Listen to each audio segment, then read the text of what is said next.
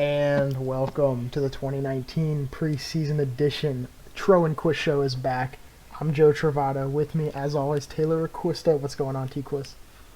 Hey Joe, it's just good to be back, man. We got another season upon us. The Tro Quis show took a little hiatus for about a year, but it is back now. And I'd say it's better than ever. Would you agree with me? Yeah, it's great to be back on the mic and just talking what we love to do, fantasy football. It's nice to be back. And we're going to start with the matchups. We got a slate of 6 games in week 1. We got a 12-man league. And we're just going to go right into the matchups. Then we'll do our predictions at the end of the show. But we'll do first game.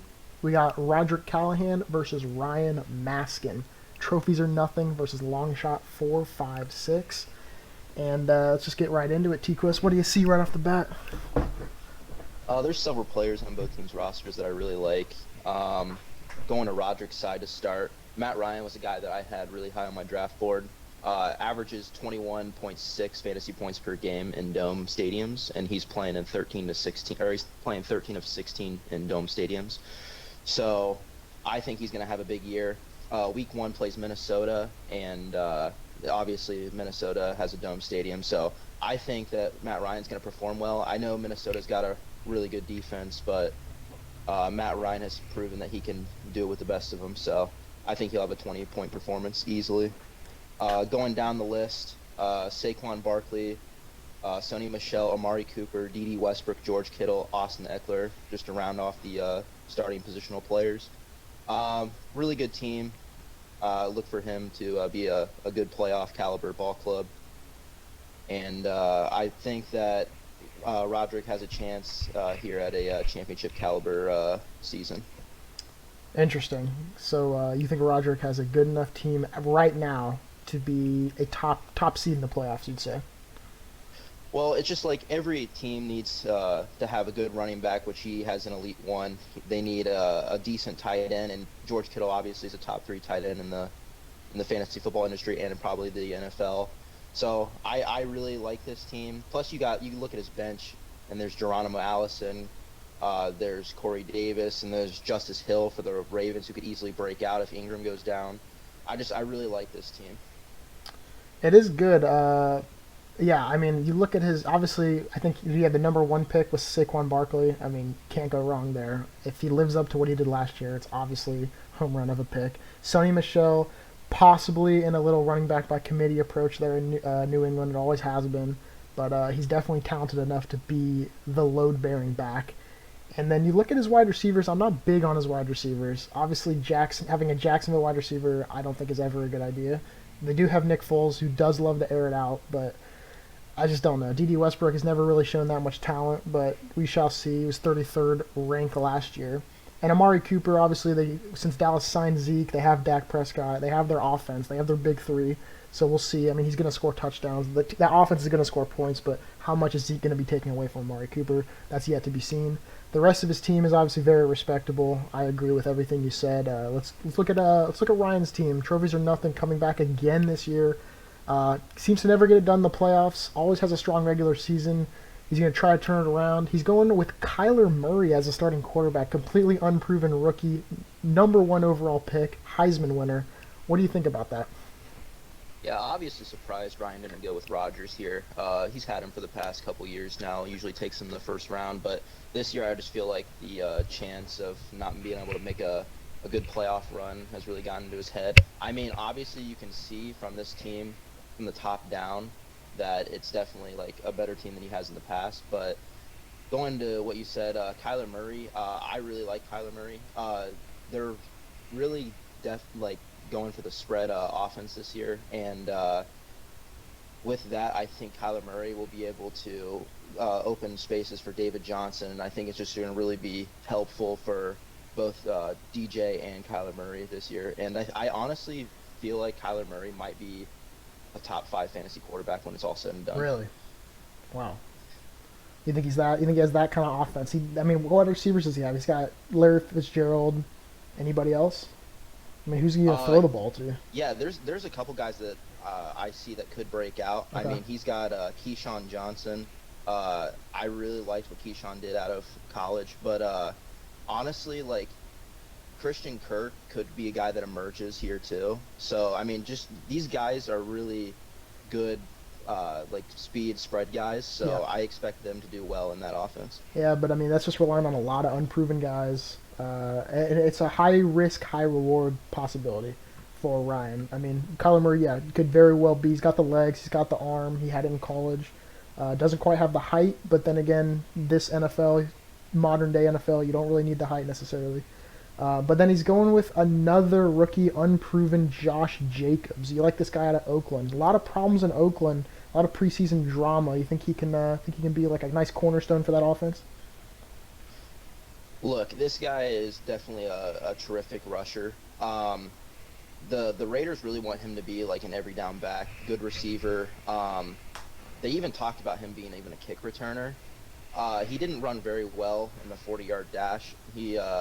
I believe it was I want to say 4.58, 4.59. This is a guy that's just like a guy that's going to get a lot of volume, and I know it's a Raiders offense, but Antonio Brown should help with the stack boxes. I don't think Jacobs, because he's unproven, is going to get many stack boxes, and he's going to figure for around 250 touches just as a rookie. So, I mean, why not pick him here? I believe he was a fourth-round selection by Coach Maskin, so I think it's a good value. I think he'll be a steady RB2 with the upside of, top 7 running back potential.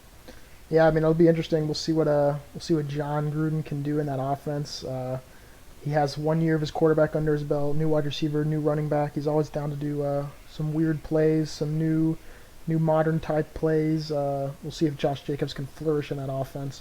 And then obviously we go down the line on Ryan's team. His wide receiver duo is about as good as you could probably have. Julio Jones, Jarvis Landry. Arguably Julio Jones top 4 wide receiver. You could argue he's the best wide receiver in the league. And then Jarvis Landry, obviously really talented. He's going to share the workload with OBJ and even Rashard Higgins in that offense. But definitely will get scores as long as Baker lives up to his potential. But anything you want to say about those wide receivers, pretty self-explanatory, I think. Yeah, Julio Jones, obviously I have to like him because I like Ryan so much. Like Matt Ryan, like I said earlier, is going to play in 13 dome games this year where he's averaging for 21 points a game. Julio Jones definitely going to be a beneficiary, him and Calvin Ridley. So I expect Julio Jones to have a big year. It's a tough matchup against Xavier Rhodes first week, but again, Julio Jones is one of the best to do it. So you look for him to get about 15 to 20 points easy. All right, and then Austin Hooper, another Atlanta player, hoping for that big offense. Solid number 6 last year, very good tight end, serviceable. I mean, tight ends are pretty all grouped together nicely this year. There's not really too many top tier, low tier, but Hooper I think is good. And then Emmanuel Sanders in his flex. I don't know if he's going to change this, but obviously Joe Flacco's at Denver, has struggled this year, got cut off the Ravens, traded. I mean, and Emmanuel Sanders has been on the decline for a while. He was 23rd last year. Can he bounce back and have another year? I'm not a fan of Emmanuel Sanders. I would rather go with a guy that I believe will be a top 12 fantasy running back in Derrick Henry. Yeah. Derrick Henry is a guy that has had years to wow us, and personally, I'm not wowed, but he's had games where he's dropped over 40 points.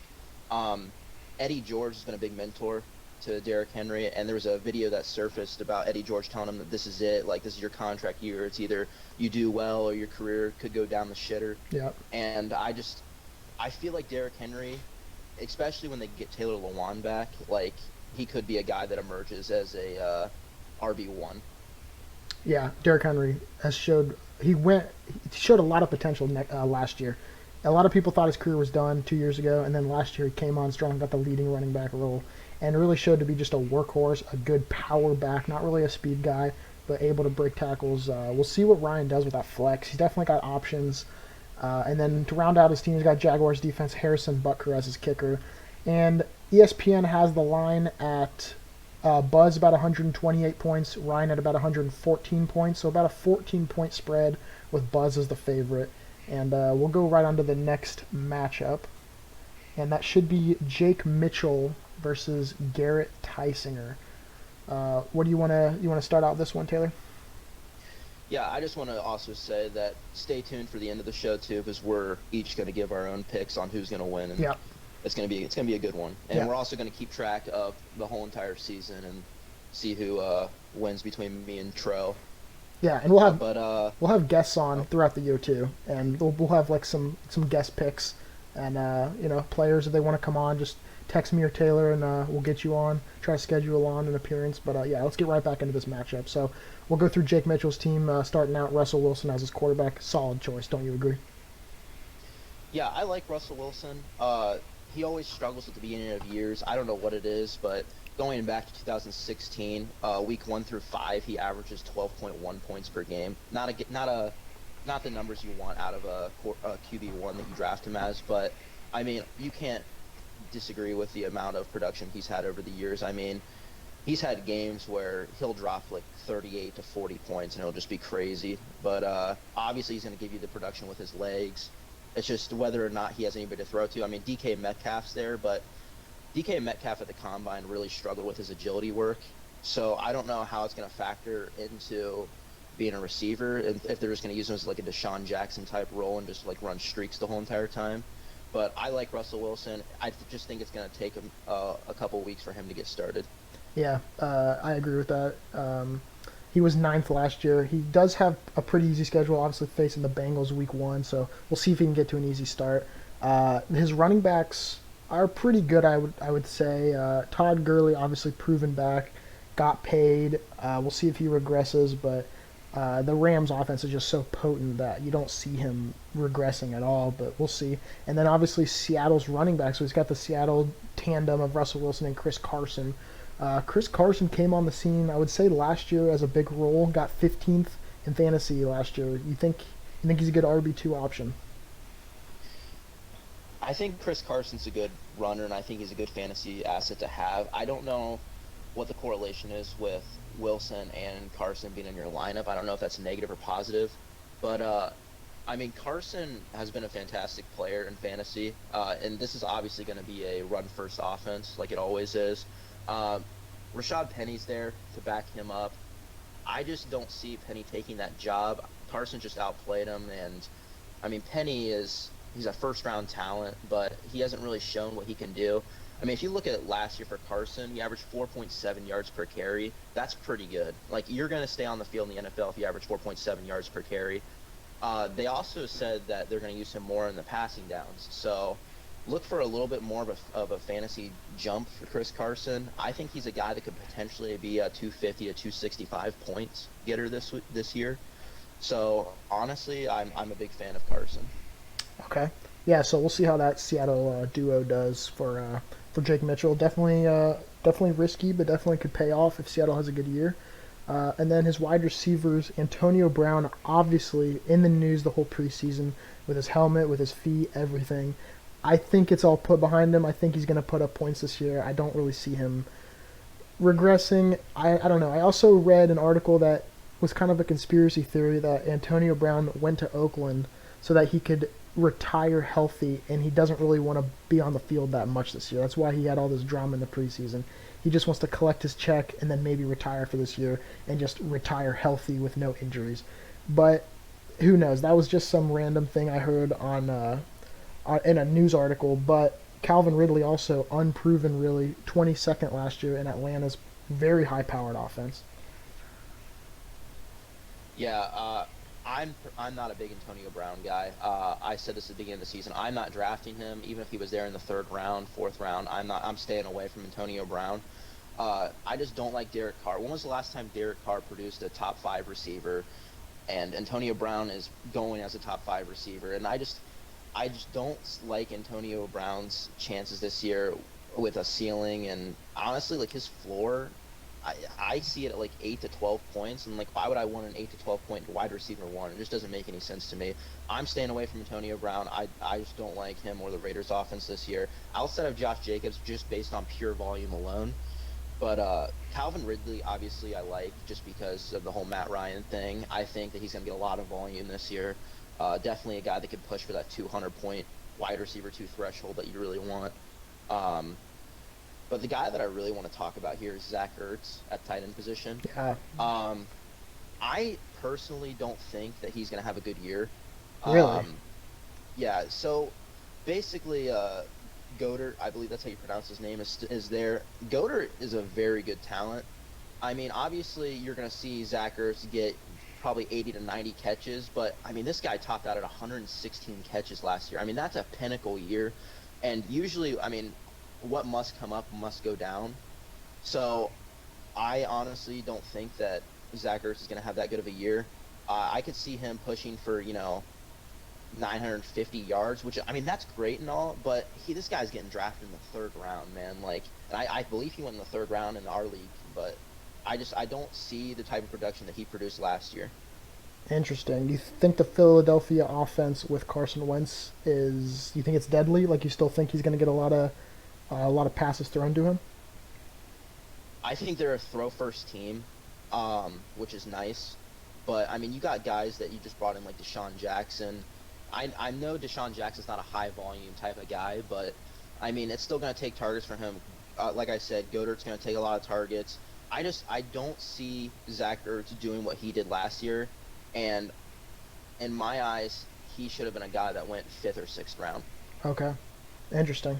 Yeah, and then round off his team. His flex position right now is Tevin Coleman, who is I would say is the backup to Matt Breida, right? Yeah, they're doing a running back by committee. Okay, yeah. So, and I mean, really, Jimmy Garoppolo hasn't looked that impressive in the preseason, but it is the preseason, and I mean, we'll see what happens. But and then he's also got Vikings defense, very strong defense, and then Justin Tucker, probably top two kicker in the league. I mean, that's a solid pick. But yeah, his team, top to bottom, definitely has some question marks. Definitely his wide receivers, I would say, are question marks. Taylor thinks his tight ends are question marks. His running backs seem to be strong, and his quarterback seems to be strong. But we'll move over to Garrett's team. Baker Mayfield as a starting quarterback, 16th in fantasy last year. Cleveland's offense is going to improve. You have to say it's going to improve. Nick Chubb at running back, new toy to play with in OBJ. How do you see Baker doing this year? Listen, Baker Mayfield, Nick Chubb, OBJ are all guys that people are all over this year, and for good reason. But I just don't see a way for these guys to all be top five at their own positions, which they're getting drafted as. Let's be real. Yeah. OBJ is definitely a top five receiver going off the board. Baker's top five quarterback going off the board. And then Chubb's getting drafted in the first round, which I don't know why. This is the Kareem Hunt situation. But that's for another topic. But anyway, Baker Mayfield, I think, will have a great year. I just don't think that he's worth what people are paying him for. He'll probably finish as a guy that's like 6 to 10 area, but I don't see Baker Mayfield being that guy that really provides the difference on a championship roster. Okay. Yeah, I mean, the way the Cleveland Browns are going to go this year is basically all up to Baker Mayfield. If he repeats what he did last year, they're going to be a good team. If he struggles and then he causes infighting between him and OBJ and stuff like that happens and Nick Chubb isn't getting carries, then it's going to start going downhill and it's going to be turning really bad. But we'll see. Definitely a bold pick. Yeah, going top five in quarterbacks this year. I was definitely questioning that, especially when you just got guys like like Rodgers and Ryan and all of these guys, very strong quarterbacks this year. And then we'll move down. James Conner, Pittsburgh running back, and Aaron Jones, Green Bay running back. I mean, I would say those are pretty solid running backs as a 1-2. I mean, what do you say about those? I have a little bit of concern with Connor. I just don't think that he can really be that guy that pushes for 300 carries like you want your elite running back one to do. I mean, he's had a little bit of an injury problem last year. I see him for a guy that could get like 230 to 245 carries. He's probably going to be a guy that gets over 1,000 yards just because that offensive line's so good. Receiving would probably help him a little bit, but I mean, honestly, look for guys like Jalen Samuel and just him to push Connor for maybe a few touches here or there. Yeah, Connor definitely a little bit of question mark. He was very good last year in the role taking over for Le'Veon Bell. We'll see if he can repeat. Definitely strong running back, definitely high ceiling. And then Aaron Jones in the Green Bay offense, that Green Bay offense just led by Rodgers, so we'll see what happens with that. But here's where the rest of Garrett's team, I think, is just not very good. Odell Beckham Jr. obviously we've talked about. Definitely high ceiling, but he's on the Browns. He has Baker and Odell. I don't know if you'd ever choose two Browns skill players in your fantasy team, but Garrett has done that. And then the rest of his team, Cooper Kupp, he's in a tandem with about 3 or 4 wide receivers. Definitely not in the top 2 of those wide receivers in that team. OJ Howard, he's got Jameis Winston thrown to him. Not a very high-powered offense. We'll see if Bruce Arians can turn that offense around. And then he's got a running back by committee in Philadelphia with Miles Sanders, who probably isn't even going to get the most touches in that offense. And I mean, I just don't. I mean, those guys. I just don't see you scoring that many points with those guys on a week-to-week basis. Yeah, obviously the Eagles running back situation is not something you want to deal with right now. I mean, Miles Sanders could be a guy that emerges. He was a breakout candidate on a lot of fantasy football podcasts. But going back to the OBJ situation, this guy has been, obviously he's extremely talented, right? But here's the thing with OBJ. He can't stay on the field. He's always got off-the-field issues.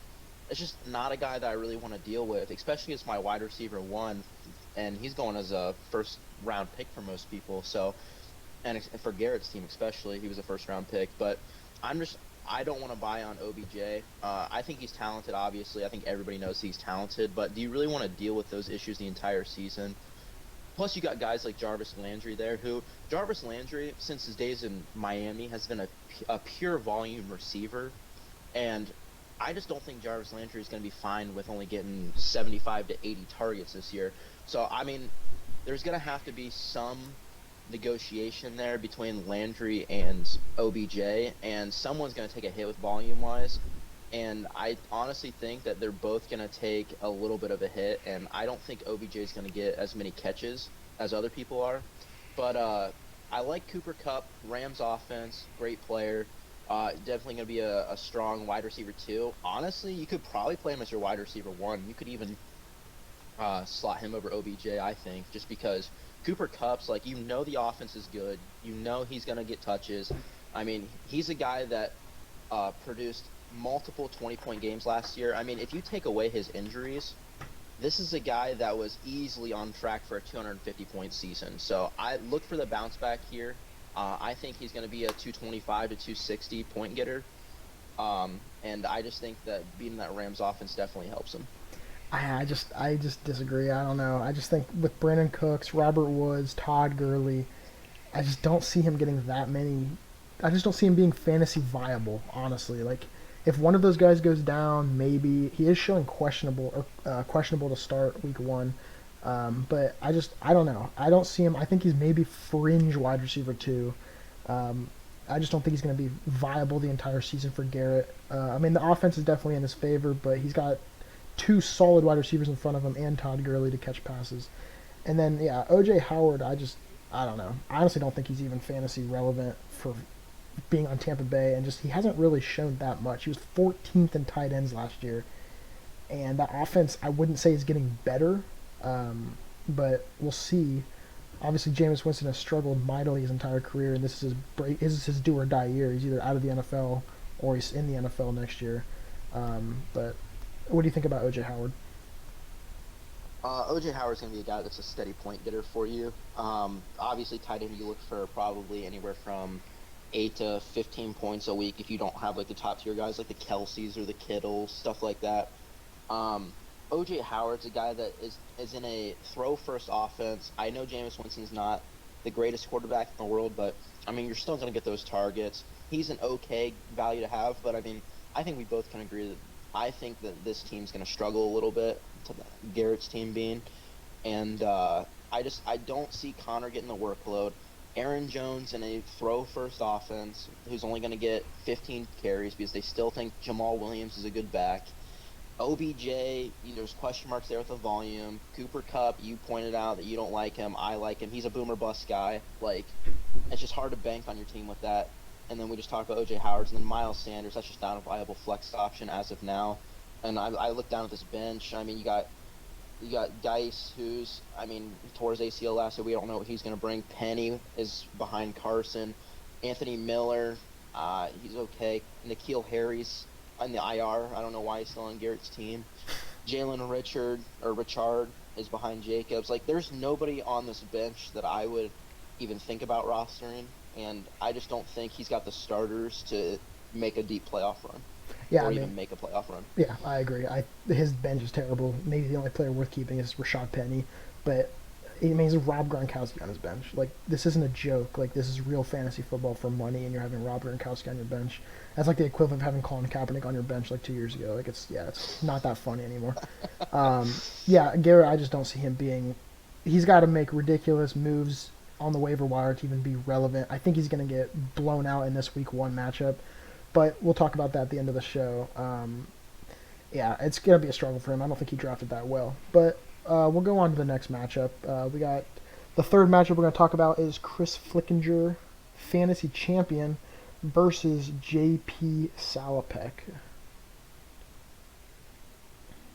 What do you see from Kris Flickinger, the Dick Tucks, his team? The Dick Tux he's been a guy that over the years, a boomer bust draft selector. A couple years ago, obviously in his championship year, he drafted Prescott and Zeke, who just had that unbelievable season. And then last year, of course, didn't make the playoffs. So honestly, he's always a boomer bust coach. If you look at his team, boomer bust players. I mean, you got Deshaun Watson, who's had injury concerns in the past. You've had Le'Veon Bell, who just changed teams and is behind a really bad Jets offensive line. Darnold hasn't emerged yet, so I don't know what he's going to do. Tough matchup against the Bills this week. James White, PPR guy, not a guy I really want as my RB2 just because I'm a guy that likes volume. Keenan Allen's okay, injury history concern. T.Y. has Jacoby Brissett throwing to him. Honestly, this team's rough, top to bottom. I don't think Josh Gordon's going to be as good as everyone thinks he is. No depth in the bench. So, in my opinion, I just don't see this team as being a playoff contender or even a above 500 team. Yeah, man. Yeah, James White. I don't like the New England running backs. James White, Sonny Michel. They're gonna just split carries. They could be good. That Patriots offense has never really been like incredibly fantasy high powered. We'll see though if it changes. I am really high on Le'Veon Bell. I know you're not as high as him on me, as me, but I think Le'Veon Bell is going to be insane this year. Like I think he's going to be a top 3 running back. I mean, trust me, I saw this man get on the private jet and he was just locked. Like he was just locked. He was ready to go. He was just ready to just stay behind that offensive line, find the hole, and just shoot the gap. And he's got a nice matchup against Buffalo week 1. Getting the cold weather games out of the way so he doesn't have to play them in December, November. His wide receiver core, obviously T.Y. Hilton, he drafted him, didn't know about Andrew Luck, so it kind of sucks for that.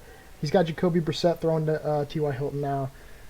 T.Y. I think is still going to be like a top 20 wide receiver. He's still got insane amount of talent, but obviously he's not going to be what he was with Luck throwing him the ball. Keenan Allen has been, I think he's been a letdown about every year. He was 12th last year, but the times he gets drafted to his actual output, I feel like never matches up. But we'll see. Phillip Rivers is obviously like Phillip's last chance at a Super Bowl run, so he might give Keenan Allen more touches. But up and down, I think it's not a bad team. Josh Gordon could do something in that New England Patriots offense. And then he's obviously got a pretty good defense in the Eagles. I think they've upgraded on defense. And then Matt Prater, long distance kicker. Anything else you want to add? Listen, if we're talking about Josh Gordon, I just think that you got to think about it this way. Edelman's there. Edelman's going to take 150 targets a season. That's just what Edelman does. He's a PPR guy. He's just a guy that just catches balls. That's just going to take away Josh Gordon's ability to produce, I think.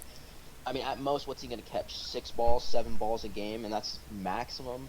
Like, I just don't see him being able to produce consistent numbers. I know he has him as a flex here, but, I mean, it's Josh Gordon, like, on a team that has games where they'll hand the ball off to Sonny Michel about 15 to 20 times, and then they'll throw to James White another 12 times. So you never know. I personally don't like Josh Gordon, and even if you do like Josh Gordon, he has no depth on his bench to really look at his wide receivers. James Washington, Kenny Stills, like that's all he's got. Like if Josh Gordon busts, who are you going to put in to replace him at the flex position? Latavius Murray? Yeah. Like, come on. Yeah, definitely. I mean, who knows if he can even play all 16 games this year. I mean, he hasn't played all 16 games, probably not even until like his rookie year, since his rookie year. So, yeah, it's a question mark. It's high risk, high reward. He could definitely he's a deep ball threat. He's got a really good quarterback throwing to him, obviously. And then what about Delaney Walker? This dude played week one last year and got a broken ankle and missed the rest of the games. Is there any risk here in that Tennessee Titans offense for him? Yeah, obviously there's a risk when you're taking a 35-year-old tight end. Um, Delaney Walker has proven that he can play with Marcus Mariota. He's always been a consistent fantasy point getter. And I think as long as he can stay on the field, which it's tough to do because tight end's such a brutal position, as long as he can stay on the field, I think he's a guy that could push for 800, 900 yards and 7 or 8 touchdowns. It's tough to do when you're a 35-year-old tight end and you're in such a boom or bust offense, and bust being more of the option than the boom. Yeah, it's definitely be interesting to see. Obviously, old tight end coming off a very bad injury where he missed pretty much the entire year. And then, yeah, I feel like there's just better options that he could have picked. I mean, it just seems like high risk, low reward. I don't think there's really that much he's going to do this year. I don't. He's not in a very good offense. He's a defensive coach, head coach on that team. But it's going to be an interesting year. Obviously, very thin bench for him. But we'll go to JP. Plays through adversity. This dude, year after year, seems to always get a good ball team and then seems to always squander it towards the end of the season, making the playoffs and then usually losing.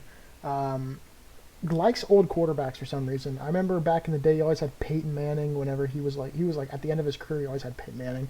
Now he's got Big Ben and a brand new offense in the Steelers. Do you think Big Ben still has years left on him?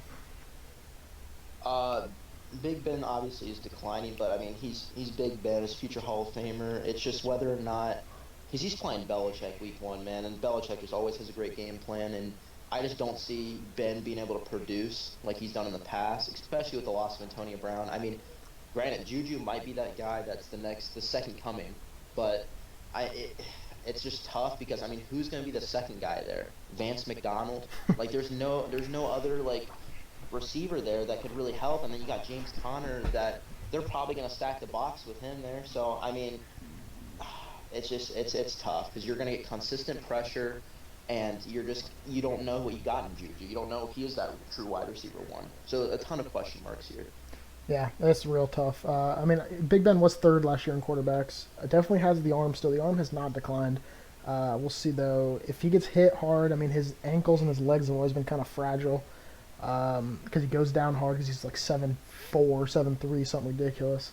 And then JP's running backs, I would say pretty solid duo. McCaffrey, I think, was taken third overall. Obviously no questions there. He's produced a lot last year. Was second, right behind Saquon. Carolina's offense seems to be good. Ron Rivera seems to have the offense going. And then Marlon Mack, again, JP didn't know about the Andrew Luck retirement. I don't think that really changes Marlon Mack that much. I think he's still going to be a solid production. He's got the workload. He's not sharing it, I don't think, with anybody. And they're in a division that's pretty bad defenses. What do you think about that? Marlon Mack was a guy that really helped a lot of fantasy teams last year. He's always been a guy that flashes that high upside. I mean, he had 25.9 against Dallas last year, Week 15, so that definitely helps some playoff teams. But you take a look at some of his top box scores: 31.9, 28.9. Yeah, I think the luck situation is going to hurt him a little bit. But I mean, you still got Jacoby Brissett, who's been there for a while. He's had starting reps. He's probably gonna. I mean, he's obviously not going to be Andrew Luck, but he's probably going to produce like solid quarterback numbers. So, I mean, I don't think they're going to necessarily stack the box that much. I think Marlon Mack's going to have a chance to really have a couple breakaway runs and stuff. But, I mean, I think he's a fringe RB2 kind of player. Yeah, I agree. And then wide receivers, Mike Evans, Stephon Diggs, pretty solid. Mike Evans, the number one receiver there in Tampa Bay. Talked about Tampa Bay's offense extensively so far on this show. We haven't talked too much about Minnesota, though. Stephon Diggs obviously sharing the reps with Adam Thielen. Minnesota, they're trying to bounce back. They had a couple Super Bowl runs where they got deep in the playoffs. They're trying to do it again, trying to finish the job this year. Stephon Diggs, do you see him continuing his success in that offense? Well, they got a great matchup week 1, so that's definitely a good start. I mean, Atlanta's offense was bottom 5 in pass defense last year, so I think Stephon Diggs is a talented wide receiver. I mean, he's the wide receiver 1 on that team, even though Thielen produced the better numbers last year. But I mean, Stephon Diggs, he's gonna draw true font. That's the only issue I have. But honestly, like out of this whole offense, I know this is gonna sound a little biased, but I like Thielen more just because he's gonna get that secondary corner. He's gonna get more volume. He's gelled more with Kirk. Stephon Diggs is an okay pick. I mean, obviously a great wide receiver too. I thought that was a great pick for him being a wide receiver too. But I like Stephon Diggs. I think he's gonna be a guy that finishes, you know, like 10 to 14, 15 area. Yep. Yep. And then JP's got David Njoku, tight end, Cleveland. Again, we've talked about the Browns' offense. Njoku is going to be probably about fourth fiddle on that offense, getting reps, getting touches. I don't know if he's going to be finish ninth overall like he did last year in tight ends. I think he's probably going to be maybe 12 to 15th in the NFL. He did score a lot of touchdowns last year, which boosted up his points. But I mean, how do you see him sharing this workload with like OBJ, Jarvis, Nick Chubb, all these guys? I don't know what JP was thinking here. I mean, the Joku's going to be behind. I mean, Landry's a target getter. OBJ's a target getter. I've said this before. Nick Chubb's going to get targets out of the passing game. Like, where does Njoku fit on this offense? What's he going to get? 3 catches a game, if that? I don't see Njoku being worth a draft pick here. Obviously, he's somewhat talented, but I mean, he's this guy that is playing fourth fiddle, like you said, on an offense that has guys on it that are going to take away all the volume. Yeah, that Cleveland offense, that's going to be interesting to see the entire year. I think a lot of people are going to get some success from these players, but I think, yeah, people like Njoku, I think maybe Jarvis might just suffer in their touches and their reps. But we move down to his flex and his bench. He's got Chris Godwin in right now, so he's got 2 Tampa Bay wide receivers in. I can't see him keeping that. Who knows? It is JP. But you look at his bench, he's got guys like Mohamed Sanu, John Ross, Josh Doxson. I mean, do you think any chance he switches? Yeah, obviously it's definitely a sketchy situation you have here, just having Evans and Godwin. You're relying a lot on Jameis Winston, and I just don't think he's that guy. I mean, if Jameis Winston does produce this year, because this is his final year, his final, like, hurrah, if he does produce this year, then these guys might be good players to have, but I don't see, I mean, Jameis Winston, again, has had years to wow me, and I'm not wowed. And it's just like, I mean, Bruce Arians said the other day, I think it was a couple weeks ago, but Chris Godwin said he could push for 100 catches in 2019. I mean, we've seen coaches do this before where they like talk up players and then they just don't deliver because, again, Bruce Arians is not throwing the ball. It's Jameis Winston. So, I mean, Jameis Winston does throw a lot of balls downfield, which does help fantasy numbers. But, again, it's just a guy that it concerns me because he's struggled so much with consistency. Yeah. And he's had defensive coaches his entire career, Lovie Smith, Dirk Cutter, and then he finally gets an offensive mind in Bruce Arians. So who knows? I mean, he might become just an air raid offense type quarterback and just throw it. He's going to throw picks, obviously. He's done that his entire career. It's not going to change. But yeah, having 2 Tampa Bay wide receivers is definitely questionable. And he'll probably change, but you never know. Round out his team, Rams defense and Mason Crosby, solid and solid. So we'll go on to the 4th matchup, which is Cole Gibson versus Brayden Callahan. A couple of players that have been in the league quite a long time. Brayden's obviously the commissioner. I know you don't like his team name, Taylor. What don't you like about it? I just think he could have came up with a better one. I mean, obviously. I think he changed it about 5 times, to be honest. Yeah. Singletary, I think he's going to emerge this year. I know he's in that Bills offense, but I just feel like you need to change your name to somebody that's actually going to produce on your team, like a Tyreek Hill, or like you can make like a Tyreek Hill like beating up a broad joke or something like that. Yeah. But I don't know. That's just here nor there. But I mean, going through Brayden's team, I like certain players here. Devontae Adams, Tyreek Hill, obviously are going to be guys. I mean, Devontae Adams, I think, has the potential to do back-to-back top two wide receiver years. I mean, Aaron Rodgers is only going to improve from last year. I mean, he only threw about 25 touchdown passes last year. I mean, that's obviously going to go up. He's probably going to be a guy that goes 32 to 38 touchdown passes. I mean, he was just not completely unhealthy last year. Now you've got a healthy Rodgers. I just think Devontae Adams could put. I honestly think Devontae Adams could push for 15 touchdowns this year catching the ball. But Tyreek Hill, again, you got a great receiver here. A tough matchup against Ramsey week one, but other than that, I mean, you're going to get a guy that's a top 5 fantasy wide receiver, no doubt. The only thing that concerns me about this team is I don't know about Tariq Cohen. I honestly just think that David Montgomery's taking the entire job there. I mean, you could say I'm biased, but I've heard such great reviews about David Montgomery from the Bears coaching staff. I just don't think Tariq Cohen's going to be any sort of impact in that offense. Devontae Freeman, no, there's no Tevin Coleman there anymore. So, I mean, Ito Smith's the backup guy there. You could see Freeman push for, 20, 25 carries a game. I don't see it because I think Ryan is going to be I think he's going to be the number one fantasy quarterback in my opinion. But I honestly, like, Devontae Freeman could be a boom pick. I don't know. I'm leaning towards he's going to be like a meh pick, but I mean, we'll see. Yeah, it's always risky picking a guy, especially running back coming off an injury like Freeman had, where he basically missed all but like 64 snaps the entire year. And I mean, he's proven to be an RB1. He has the talent, he has the potential. But yeah, Tariq Cohen definitely going to be at least sharing with Montgomery, if not getting less. But I mean, let's not beat around the bush. His wide receivers are probably the best duo in the entire fantasy league. I mean, those guys are just really good fantasy players. Devontae Adams and Yeah. Tyreek Hill are insanely talented and probably going to finish both in the top probably 7 in fantasy. Obviously, the elephant in the room, I think, on his team is T.J. Hawkinson, Detroit tight end rookie. I mean, I just don't understand why. I mean, I guess upside, unproven, but this is a really big hole in Braden's team, especially at a position where there's not much. There's a lot of parity. I mean, you can get a tight end and he'll get you probably, 7 points just picking a ball off the waivers. But I mean, what have you done your research on this Hawkinson guy?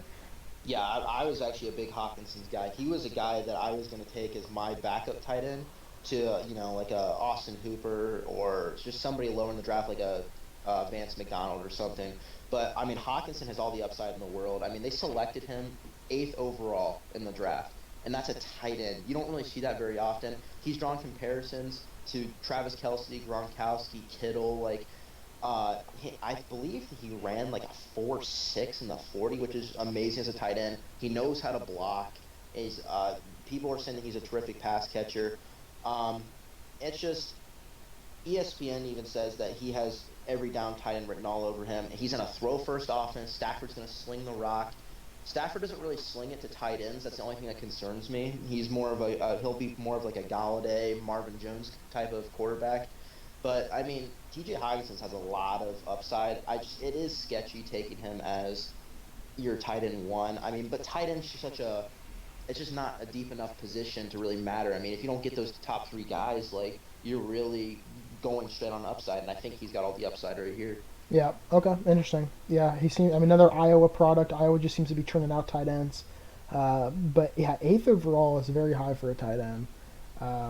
And then his flex Julian Edelman. Again, I mean, solid. I mean, you know exactly what Julian Edelman's bringing to the table every game. Like, he's going to get those short slant routes and a lot of yards after catch, and he's going to play about every single down.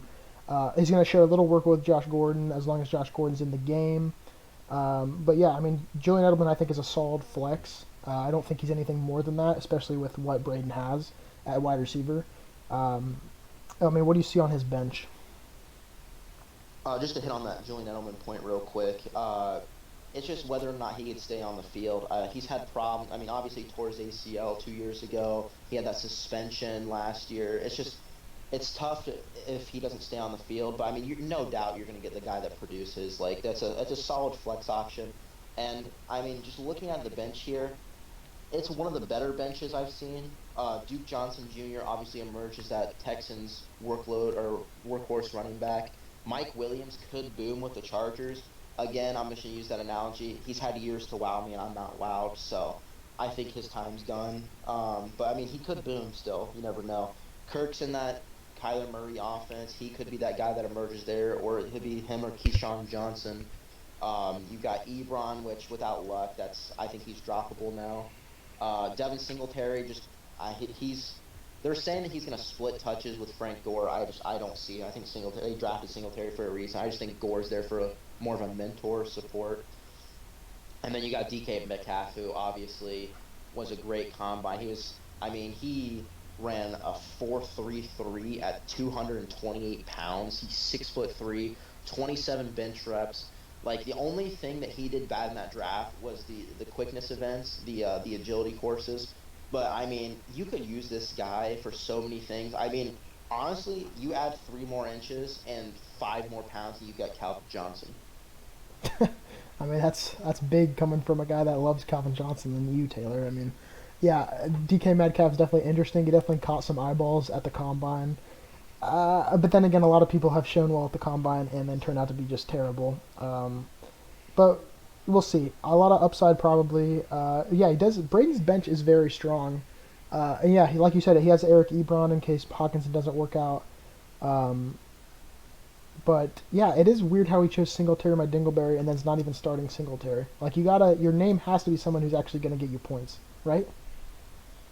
Yeah, I mean, I think Singletary is going to emerge, and I think with Brady's running back situation, he'll end up starting Singletary. But as of right now, man, you got to do something with like Tyreek Hill like, beating up abroad or something. All right, That'd be a lot better. all right. Well, maybe. He has chosen very controversial names in the past, but we'll move on to Cole Gibson, half Chubb. Solid. I'm just looking up and down it. Solid Aaron Rodgers. Ryan Muskin didn't take Rodgers with the fifth pick, seventh pick, something like that. So Cole Gibson snatched him up. Alvin Kamara, solid running back. Nick Chubb, solid running back. And then I would say his wide receiver is definitely looking weak. Tyler Boyd might be interesting depending on if AJ Green misses some time. But then what do you see of his skill position players? So ESPN and a couple other websites had Cole Gibson winning the league, just being a guy that finishes first place, and I don't see it. I mean, he's got good talent. I mean, you got Aaron Rodgers and Kamara, who are obviously going to be your staple points. I mean, those are guys that I mentioned that were going to be really good players. But here are the question marks here. You got Nick Chubb, who, if you're thinking about doing a deep playoff run, you've got Kareem Hunt coming back week 9. Why would you invest one of your second-round picks on a guy that isn't even going to play, or he'll probably play, but he isn't even going to get the workload that you drafted him at week 9 through the rest of the fantasy football season? That's just a question that I have. And then you've got Tyler Boyd as your wide receiver 1. Like, he had such a pinnacle year last year, man. And like I said earlier, what goes up must come down. And I don't see Tyler Boyd being able to repeat performance. I mean, I know JP's gonna be mad at me when I say this, just because Tyler Boyd's his guy. But I don't see him getting another 221-point season. Maybe he pushes for 200. But I mean, you don't get a wide receiver 1 just to get you 200 points. And then DJ Moore, come on, like this guy is not even startable on half the teams in this league. You got Travis Kelce. I mean, obviously going to be the number 1 tight end. If Travis Kelce goes down or Kamara goes down, this team is going to hurt. I know you can say that about any team, about how if their top 2 players go down, but I'm just saying, like, if you look at his bench, you've got Balaj Breida. You got Tony Pollard, who Zeke signed that extension, so Tony Pollard's droppable now. You got Nyheim Hines, backup in Indy. You have nobody on this bench that's going to help you if Kamara goes down, or if Kelce goes down. And if something happens here, the depth is going to be a major concern. And I mean, granted, if Half-Chubb manages this team well, he's going to be a playoff team. I don't see this team being a championship ball club as of today.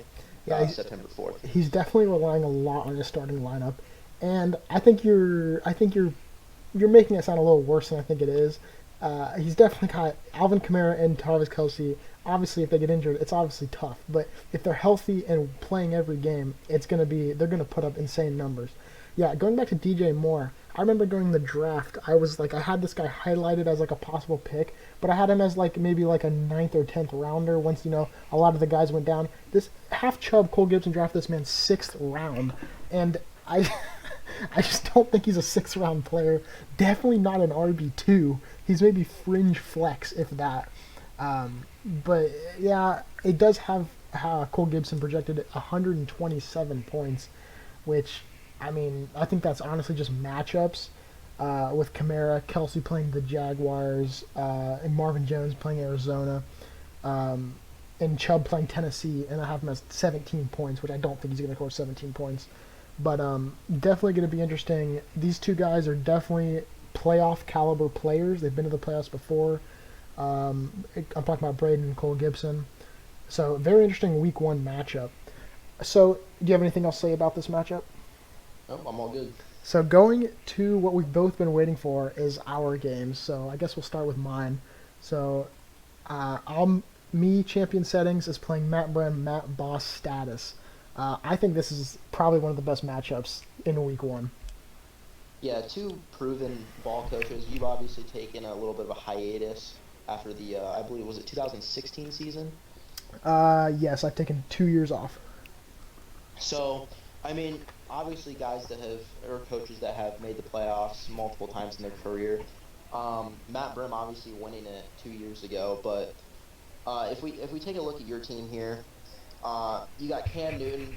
The only thing that concerns me about Cam Newton is obviously the shoulder situation, and then of course he sprained his ankle. But I think the ankle sprain is not that big of a deal. It's just whether or not he can throw the ball downfield. I've heard that his shoulder's fine, so I think he's going to produce his normal QB1 numbers. I see him as a guy that could finish number, I would say 5 through 8, but he's got the upside to be top 3. So I just want to add in real quick. Cam Newton, I took the quarterback. That was the last quarterback taken. That was a starting quarterback. I waited till the 12th round to take Cam Newton, so I didn't invest too much into him. Yeah, obviously got a great value pick just because he's such a solid QB1 play with the massive upside. I mean, he's obviously a guy that could easily get over 330 points. But so if we take a look here, Damian Williams obviously is your RB2, and I just got to say, I don't think Damian Williams' whole entire career has been a third-string running back, and I just think that there's a reason for that. They took Darwin Thompson as a guy that they've had rave reviews about. I just think that with the signing of McCoy and Darwin Thompson there, I don't see Damian Williams being that guy that you can rely on as an RB2. Joe Mixon I like here. Joe Mixon, I mean, he's a guy, the Bengals' offense, not very good. But even over the years where the Bengals offense has been very good, I mean, you take a look at 2018, averaging almost 5 yards a carry. 5 yards a carry. Like, I would love just to see my running backs get the ball and take it 5 yards. He got 1,100 yards last year, 8 touchdowns, so he's going to get the volume. I honestly just want them to get rid of Dalton. They need to put somebody else there, and then they just need to focus that offense all on Joe Mixon. I mean, A.J. Green's aging. He's always injured. Tyler Boyd, I don't think is anything special. Eifert's always injured. I think Joe Mixon's a guy that could. I like him. I think he's got the upside to get 300 points. Definitely a solid RB1, especially knowing that you didn't take a running back in your first round. And then speaking of your wide receivers, or who you took in the first round, your wide receiver DeAndre Hopkins. I mean, this dude, just a generational talent, guy that's going to get you over 1,500 yards every year. I mean, even if Deshaun Watson's not healthy, like, he's still a guy that will produce. So, I mean, that's really what you want your wide receiver one. You want that guy that's stable for you, that you're going to get points week in and week out even if you don't have that quarterback throwing in the ball.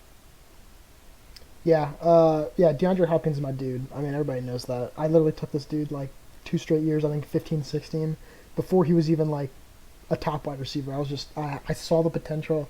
And, like you said, this dude was producing with, like, terrible quarterbacks when the Texans were terrible. Like, before they drafted Deshaun Watson, he was using, like, I don't even know who the quarterbacks were, to be honest. I can't remember. But, like, I know, like Brian Hoyer was one of them, and, like, I don't remember, but yeah. And now DeAndre Hopkins is there. I think, Deshaun Watson is there, and I think that just helps DeAndre Hopkins. Yeah, Damian Williams. I remember that pick. I was deciding between Damian Williams and Aaron Jones for that third round pick, and I chose Damian Williams just because of Kansas City. I feel like he can get that job, that number one job in Kansas City. Obviously, when they signed LaShawn McCoy, I was a little hesitant, but I just don't think McCoy is the same guy he was. And McCoy's also got to take time to learn the playbook, and he's also got to show that he's even capable of running the ball.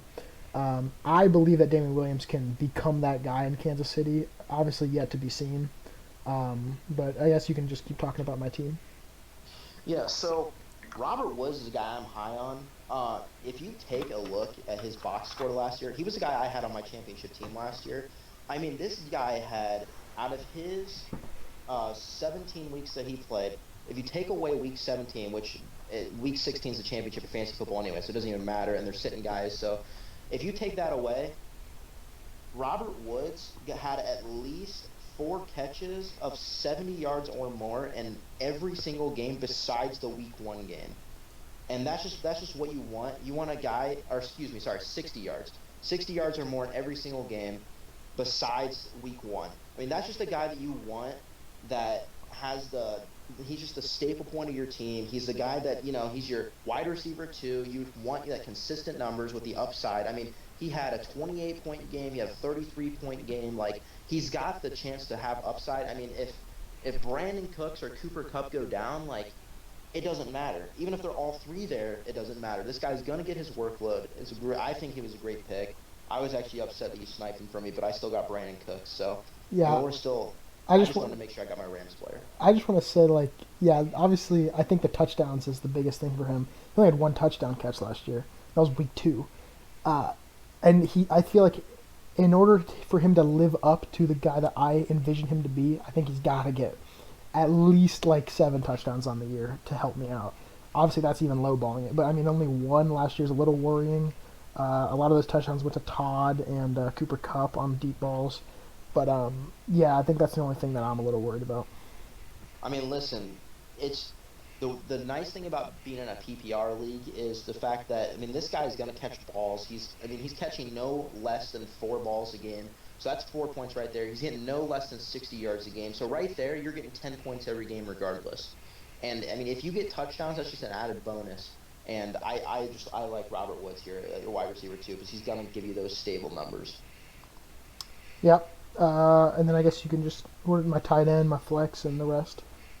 Yeah, so Sterling Shepard, I like as a guy. I mean, he's your flex, so obviously the Giants' offense is a concern to me, but I just feel like based on him, he's like Jacobs. Based on pure volume alone, he's going to be a guy that produces over 200 points. He's gonna get the targets. He's gonna get the workload. I mean, there's gonna be stacked boxes, so Shepard's gonna get a lot of single coverage. Him and Ingram are probably gonna thrive. I mean, I don't think Eli Manning's as bad as everyone thinks that he is. I mean, he's not where he once was, but he's not a potato. Like, I mean, he can definitely like still produce guys that are wide receiver ones. I mean, people were still drafting OBJ in the first round last year. Like, OBJ obviously is way better than Shepard, but I mean, Eli Manning's still throwing the ball. So I mean, obviously people still think that Eli Manning can still throw the ball. I mean, Daniel Jones is there to push for the starting. I think that Daniel Jones is. I think people are just overhyping him. I don't know. It's the preseason. Like, I know he did well, but you're going against second string defenses, third string defenses, guys that aren't even going to make the roster. Like, I'm just not as high on him. But anyway, Shepard is a guy that honestly, if you have a flex that can push for over 200 points, that's definitely the move to have. And then you also have Saints tight end Jared Cook. Drew Brees in the past, obviously with Jimmy Graham, can produce strong tight ends. Jared Cook had a good year last year. I believe he was on the Raiders, correct? I believe so. I think so. Let's see. Yeah, I believe he was on the Raiders last year. But anyway, I mean, obviously Brees can produce good tight ends. It's just whether or not that Jared Cook can really gel with Drew Brees, especially with Thomas taking all the catches there and Kamara taking a lot of the backfield too. But I mean, you could see Cook emerge. The only thing I have to say though is you don't really have anything to back him up with, and tight end's just such a bad position that you might need to look for a trade in the future to get like a George Kittle, an Evan Ingram if you want to spend less, or I mean if you want to pay up, go get Kelsey. I mean, you've got the guys like the Damian Williams and the Robert Wood package to go get a Kelsey, but I mean, if you look at your team, you got Lockett, who's the wide receiver one on a Seahawks team. I mean, run first team, so that's gonna hurt a little bit. But I mean, Lockett produced last year. You got Curtis Samuel, who's a guy that if Cam Newton can stay healthy, could be a guy that emerges as a PPR fiend. Peyton Barber concerns me a little bit just because of the whole, in that throw first offense, and that offensive line's not very good, and he's not. I just don't think he's that good of a talent. And then if you just look down, you got Jamal Williams, the committee, Tyrell Williams, Raiders, Crowder, Jets. Like Crowder could emerge if Darnold emerges, but it's again years to wow me, and I'm not wowed. And then Marquise Brown on the Ravens. Yeah, my thought process with Jared Cook, I took him sixth round. I don't expect him to be like what he was last year. He's fifth tight end last year. But I just hope that he can just become a solid tight end every week. Get me 7 points, 8 points every week, couple touchdowns. But yeah, Sterling Shepard, I'm kind of fiddling around with that flex position. I think Shepard. I just think that Eli Manning is going to start week 1. I think they've already said that, and I think he just wants to show that he can stay as quarterback. So I think he's going to try to be throwing the ball to his most sure-handed wide receiver majority of the times. I'm keeping Sterling Shepard in for week 1. I just want to see what he can do. I think he's going to regress from the first couple weeks. And then Daniel Jones, I think he's the next Giants quarterback, but I do think he's going to be good in the league. It's just time will tell. He's still very young, and he went to Duke. So, I mean, not a very high-powered offense in college, obviously. But yeah, I'm just kind of seeing how Shepard does. I just want to see how some of my bench players do in week 1. It's kind of a testing week. But yeah, if you got nothing else to say, I guess we can go on to Matt's team. Okay, yeah. So Matt's team, I think this is a pretty well drafted team, top to bottom. I mean, if you look, I mean, you can just see right away. I mean, flex, you have Philip Lindsay, which Philip Lindsay had such a good year last year. And it's going to be a little bit of concern with him and Royce Freeman just because it might be like a split committee. I don't think Philip Lindsay can really be that workhorse guy just because he's so small. I mean, you see guys with like little man syndrome, like Darren Sproles, who always said they wanted to push for more carries, but ended up getting hurt. But anyway, from the top, you got Carson Wentz. As long as he can stay on the field, I think he's a good quarterback. He's the guy that you could really rely on week in and week out. You got David Johnson, David Johnson, if I didn't have a top 3 pick in the draft, David Johnson would have been on my team just because I'm so high on the Cardinals offense. I just think that Kyler Murray will take away so much pressure out of David Johnson. He'll throw him the checkdowns. He'll throw him. I mean, they even said they'll use David Johnson as a receiver sometimes. So I just really like David Johnson. He's one of my favorite players. Yeah, yeah. David Johnson definitely can be a top 5 running back in the league. He's had a couple years to prove it. He's struggled a little bit. He's had injuries. The Arizona offense has definitely declined, but Kyler Murray can maybe stretch out that offense a little bit. And then Kerryon Johnson, I'm just not seeing it, honestly, in that offense. I think he's just a little overhyped because everybody knows he's going to be the lead back in that team. So I think they're just picking him because he's not going to be really sharing it with anybody. I don't really think he's that talented, honestly. And Detroit in that division plays some tough defenses with the Bears, the Packers, the Vikings. That is going to be tough for him to get yards. But then we go to his wide receivers. We got another Detroit wide receiver, Kenny Golladay, who I think is going to be pretty good. I feel like last year he was supposed to be very good and has only finished 21st in the league, which I think is a little disappointing. I think people expect him to be maybe a top 15 guy, especially in that offense. And then Juju obviously came on the scene last year and just tore it up. Finished 8th overall, and I think his wide receiver duo is pretty solid. Yeah, I mean, the only thing that concerns me a little bit is can Juju live up to that wide receiver 1 expectations? I think he can. I think he's got the talent. I think he's got the work ethic. I mean, I've just seen this guy dominate defenses even when Antonio Brown doesn't play. So when he didn't play last year, but Juju definitely a guy that you can have as a wide receiver 1. He'll easily get you close to 300 points, which is what you want. Golladay, I mean. I know I reiterate this a lot when I said this with DK Metcalf, but they call him Mini Megatron Golladay.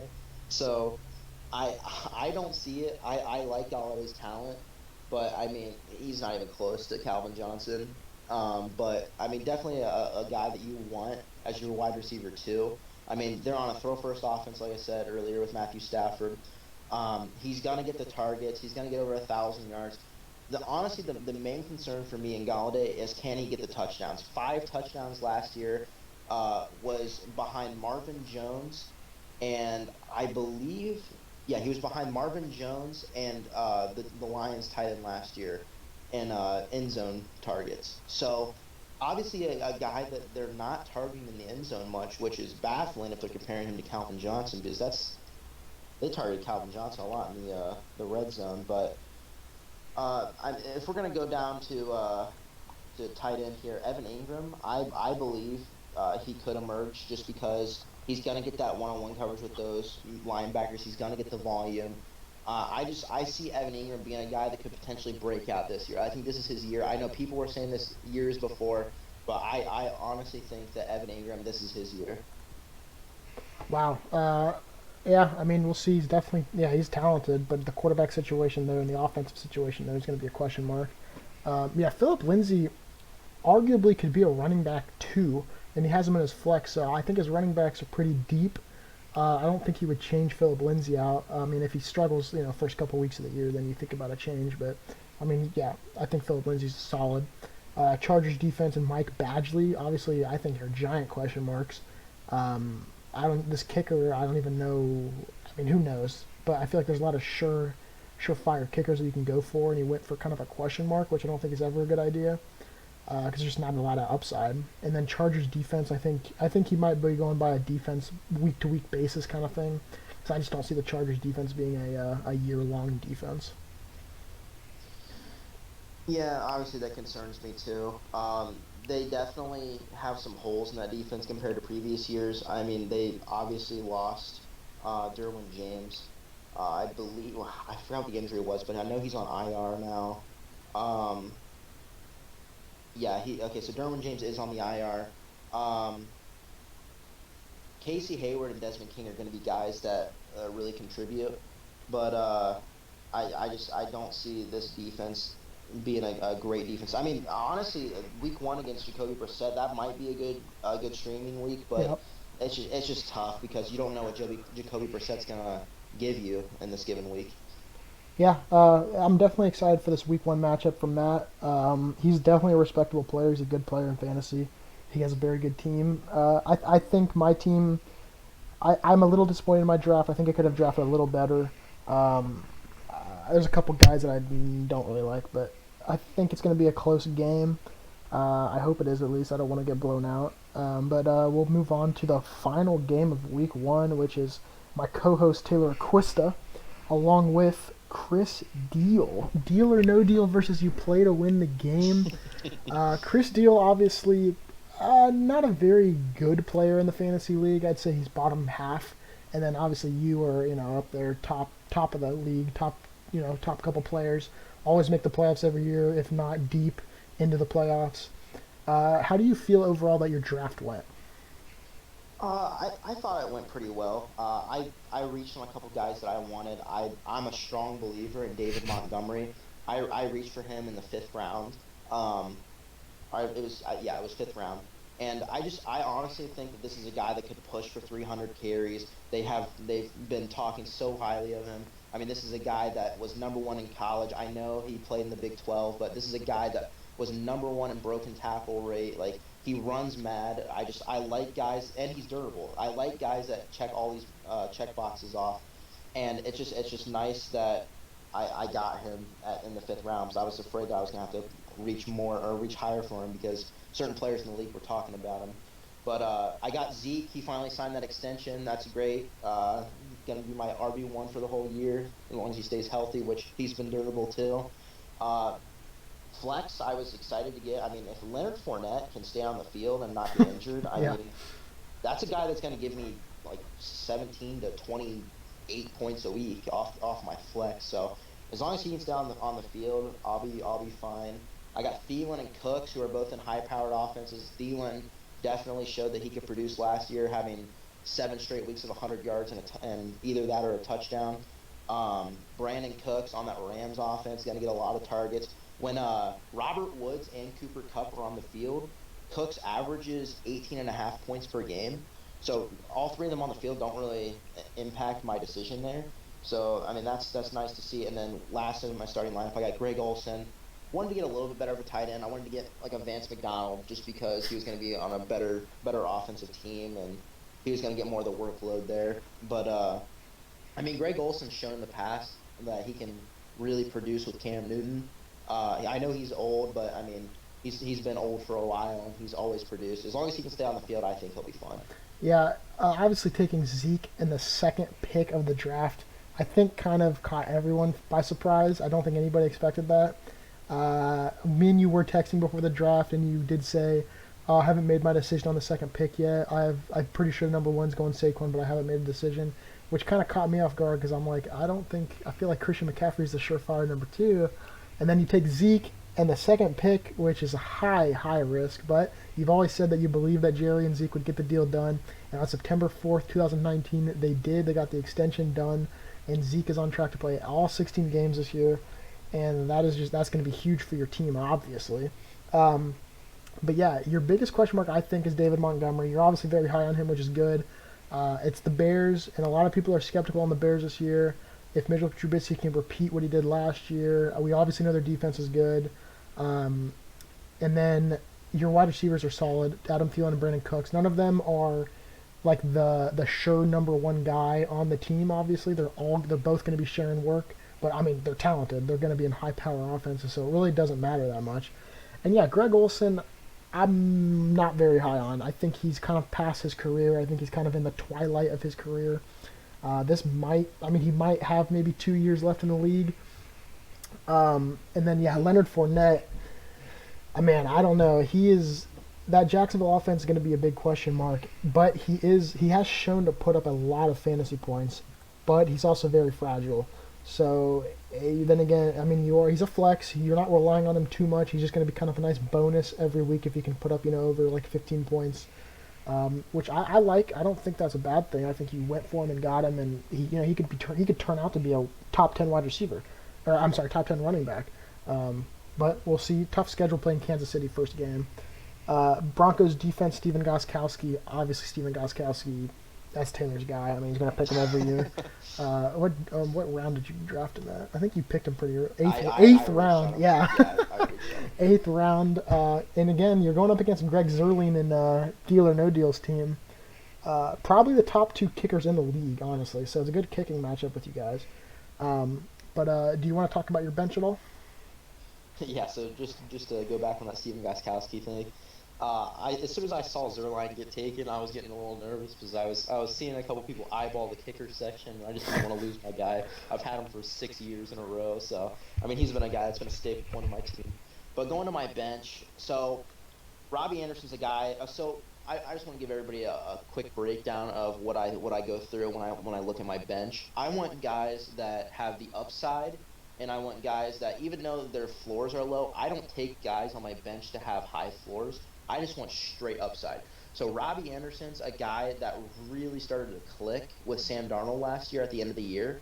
I mean, you can even see it in his box score, 17.6, 22.6, 29 in weeks 14, 15, 16. This is a guy that really started to find his way. I mean, week 14 he played Buffalo and Houston and then Green Bay. So, I mean, they're okay defenses. Green Bay, of course, being a little bit lower, but I think that Robbie Anderson has a chance to be that guy that could really sit in that 15 to high 20s range and just be a guy that really booms for me, especially if Darnold really improves after week one or after year one. But going on to number two, this is the guy that I think could emerge out of the Chiefs' backfield. I mean, you got an aging LaShawn McCoy who got demoted out of Buffalo. Like, they said that the offense there in Buffalo was the reason why he wasn't producing, which it could be the case, but honestly, like, if they thought that if they thought McCoy would be better than Singletary, they would have kept McCoy this year. And I just don't think that they think McCoy is to the level he was. And I think Darwin Thompson could easily take the job from Damian Williams, who's been a third string his whole entire career. I mean, Andy Reid loves Darwin Thompson. This is a guy that really elusive, really strong. He squats over 700 or squats over 600 pounds. Just a guy that I really wanted to anchor my bench with as a guy that could potentially emerge. And then obviously I took McCole Hardman. This is somebody that ran I believe a 4.3, 4.33 40-yard dash, similar skill set to Tyreek Hill. If Tyreek Hill has any off the field issues, or even if he doesn't, I still think he's a guy that could come in. I mean, Andy Reid doesn't take guys in the top 4 rounds of the draft just to be bench players. Like, he wants these guys to produce. I mean, Hardman's got the skill set. He's 5'10", 187 pounds, and just has so much quickness. And I really like him. Yeah, I like Darwin Thompson too. I was definitely eyeballing him during the draft. I think he might have reached taking him, I think, eighth round. I had him as maybe like a ninth or 10th round guy. But yeah, I mean, he's definitely got a little bit of upside. I could see Robbie Anderson. I remember before the draft, you were like, Joe, Robbie Anderson, don't pick him. New York Jets, you just can't pick him. And then you went out and picked him, and I was like, wow, I did not expect that. Strategy.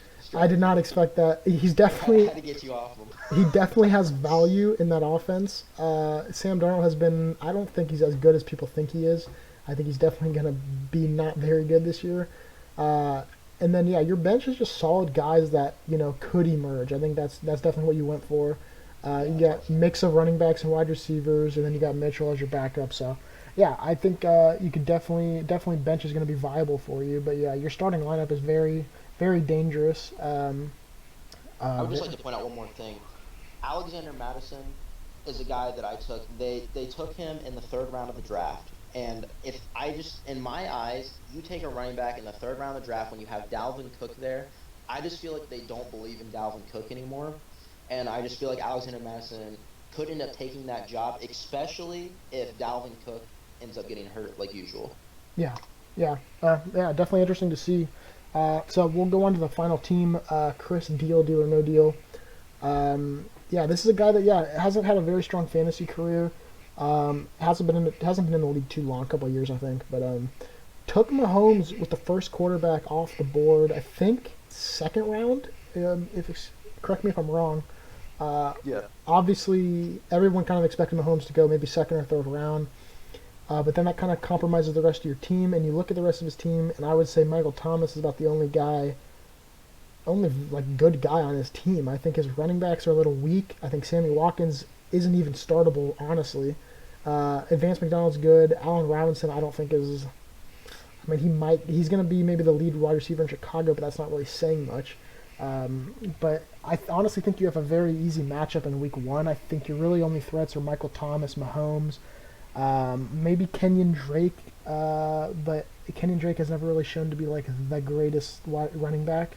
That Miami offense is definitely going to struggle. But what do you think your biggest threats are this week? I mean, obviously it's Patrick Mahomes. I mean, but if you had to pick somebody else besides Patrick Mahomes, I would think it's Michael Thomas. And here's why I think he's dangerous for me. Just because I have Drew Brees. Oh yeah, true. And it's just Michael Thomas has such a high target share with Drew Brees that I thought about starting Trubisky, but I couldn't do it. I mean, they're both on Monday Night Football. Like, it's just a guy that I really want in my lineup this week. I drafted him for a reason. I really want Drew Brees in there. But Michael Thomas is a guy that I really think could burn me, especially if he goes off for 3 touchdowns, 150 yards. That could really burn me. I mean, obviously Drew Brees will take some of those points away, but I mean, it's definitely a possibility, especially against Houston, who's not known for the best secondary in the league. But I think Michael Thomas is definitely the guy that makes me the most nervous. Yeah, I think Garrett's team and Kris's team are probably the bottom 2 teams in the league. I just don't think they drafted that well. I'm gonna take a look at Chris Steele's bench. I haven't looked at it yet.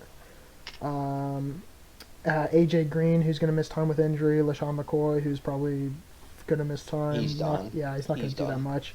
Goff is an interesting choice as a 2nd quarterback.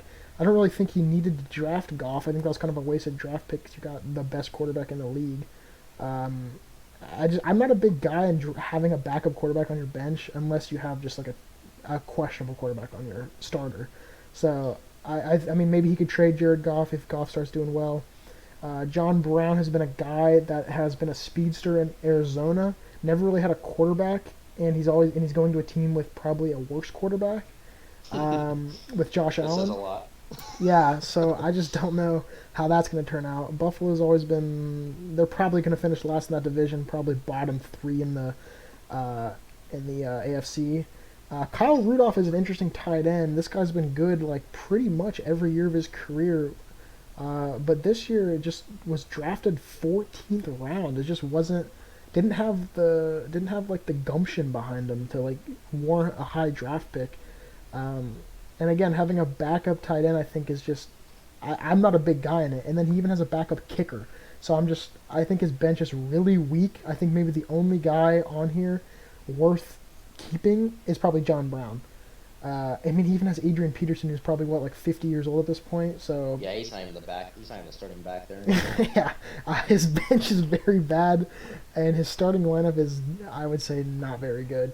I think so. I think you have a very easy, favorable matchup week one, but we will always see. It's why you play the games. You don't just look at the box scores. But if you got nothing else to say, we can go to our predictions if you want.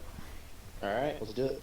All right, so we will just start with our team. So we'll just start with your matchup real quick. So Taylor Aquista against Chris Deal. ESPN is having a 6.5 point favorite for Taylor, about 120 to 115, sort of 122 to 115. I'm gonna go. T Quis wins this game. I think Taylor's gonna put up 125 points, and I think Chris Deal's gonna put up 107 points. All right, mark it down. I'm obviously not going to do this game just because it'd be a little bit more biased. I don't think we should do our own games. So we're going to head to game number 2. Champion settings, Joseph Travato versus Matt Brin, Matt Boss status. I have my positives and negatives from both these teams that I stated previously. I really think that this is going to be a lot closer than what people think. And I think we're going to start off the year with a Matt Brim victory here, just solely on the fact that I just feel like David Johnson's got a favorable matchup, Wentz is a favorable matchup. Like, every guy on this list is a really good matchup, and I just think that the team situation is a little bit better just because he has his running backs that are definitely going to get carries. Damian Williams, again, uncertain for me. I see Matt Brim just edging you in this game. I've got 125 to 120. Okay, so pretty high scoring for both of us. Yep, very good teams. Okay, we'll go on to Cole Gibson versus Brayden Callahan. Half Chubb versus Singletary, my Dingleberry. ESPN has them at 9 point favorites for Cole, about 128 to 118.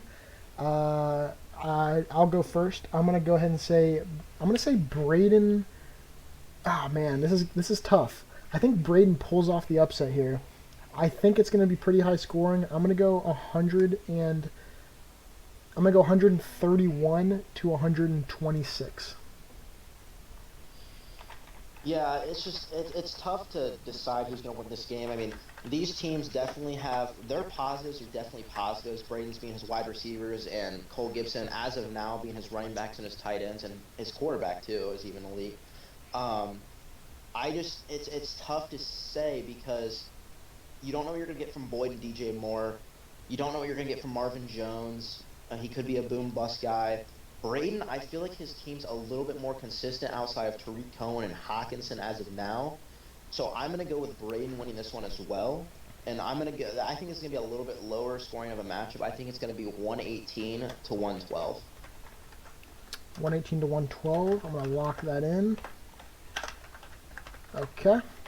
And the next matchup, Chris Flickinger versus JP Salopek. The Dick Tucks versus JP Placer Adversity. ESPN has Chris as about a 2 point favorite, 115 to about 113. You can go ahead and go first.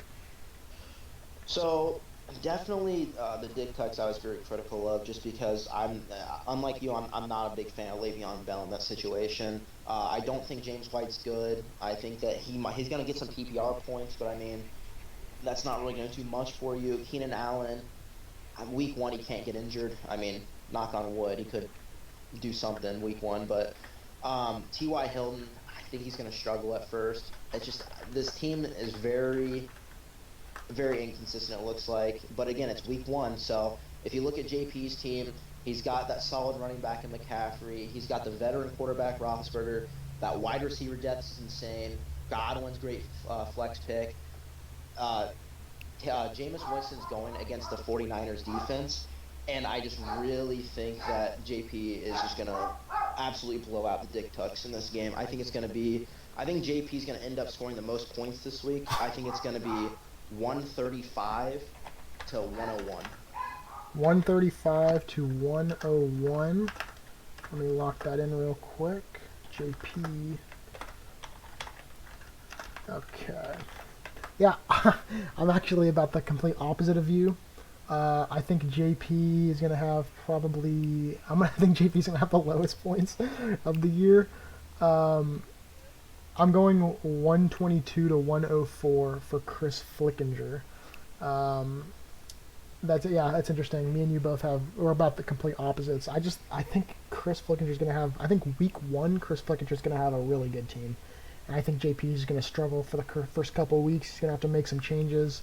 But that's interesting. It's definitely, me and you definitely disagree on that one quite a bit. But we'll go to the next one. Jake Mitchell versus Garrett Tysinger. So we have Runs Like a Girly versus Tysinger's Boys. ESPN has Jake as about a 13-point favorite. 119 to 106. I'm going to take Jake in this game, obviously. I think Garrett's team is really weak. I don't even know if Garrett's going to put up 100 points, to be honest. I'm going to go... I'm going to go Jake Mitchell at 122, and I'm going to go Garrett at 99. Yeah, I'm in the same boat as you. Obviously... Tysinger Boys, in my eyes, is really weak just because I'm not big on James Conner. I think Aaron Jones is a great talent, but he's just not going to get the workload. The wide receivers, Odell's a little bit of an issue to me, but Cooper Kupp I like. I think he's going to score more points than what you're giving him credit for, but I do think that Runs Like a Girly will slightly beat Tysinger's Boys. I think it's going to be a really low-scoring affair, though. I think it's going to be 114 to 106. 114 to 106, and you're picking Jake, correct? Yep. All right. We can go ahead and go to the last one. Ryan Muskin versus Rodrik Callahan. Go ahead and give him your pick. All right. So, I mean, if you look at these teams, like I said earlier, I think Matt Ryan's going to be a stud this year. Saquon, obviously, going to get the workload. He's a stud, too. Michelle's going to get touches there in New England.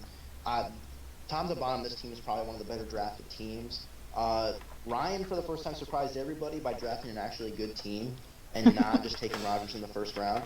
So, I mean, these guys, I'm not as high on Landry, but other than that, I feel like this could be a medium-scoring game. I feel like we're going to have Ryan Muskin slightly, and I mean slightly, edge out Rodrik. I'm going to go with a 117 to 115. Wow, okay. I'm going to say Ryan Muskin escapes. Me and you have very similar scores. I am as well picking Ryan Muskin, upsetting Rodrik. ESPN has Rodrik as a 14.5-point favorite, 128 to 113. Yeah, I'm having Ryan upset Rodrik 115 to 112. So me and you basically have the same score. You have a little high score, but that's going to be it. That's the week one predictions. We will see how we did. We'll be back with you after week one finishes up, and we will start the week by week show. We're going to try to do it every week. We might miss a week or two here and there, but we're going to try to do all weeks, and we will see. You got anything last things to say, Taylor? No, it was a good time to be back. It's been a while. All right, so we will see you after week one finishes. Thanks, guys.